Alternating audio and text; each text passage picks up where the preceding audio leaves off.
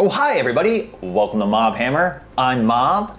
Today, we're talking about a new way to base your miniatures using realistic materials from Muddy Paws Terrain.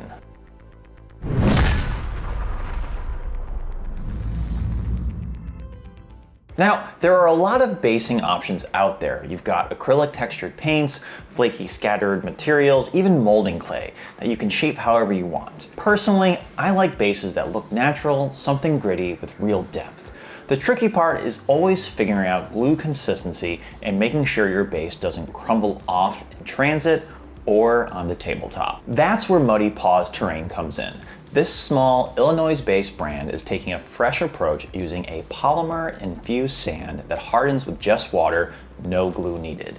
And with their unofficial mascot, Shelby the Pit Lab, on every jar, the whole thing feels charmingly homegrown. Let's take a look.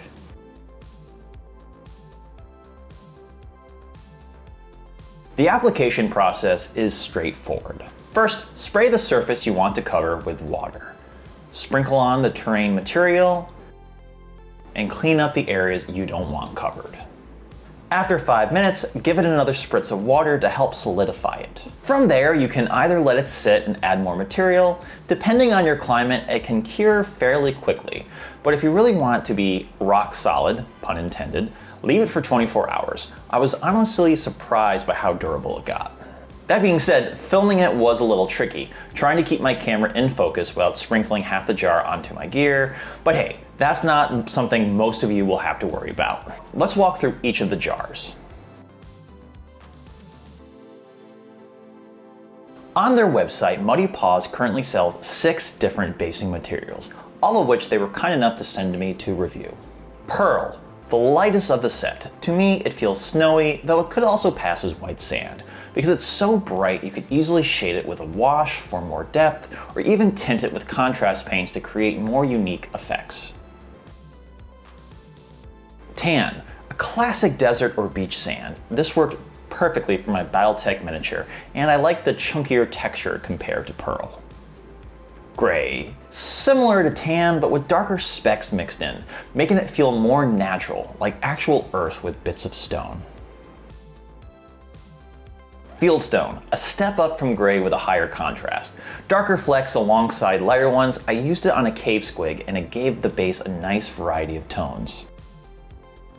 Platinum is much moodier. With a darker silver tone, I paired it with a Space Marine I'd given an enamel wash to, and the base tied that gritty look together really nicely. And then finally, black.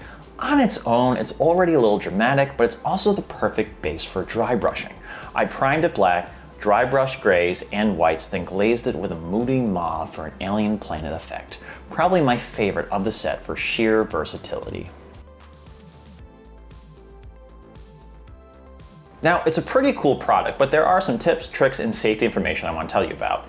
It's dusty, so make sure you've got ventilation, especially if you've got allergies like me. I use my airbrush vent and an air purifier while working indoors. Like most hobby materials, it's fairly common sense. Don't ingest it.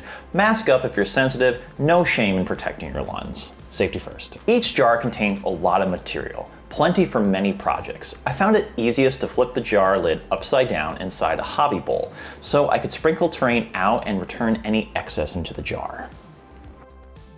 Also, while the instructions recommend a spray bottle, I found using a brush loaded with water gave me more control when minis were already on the base.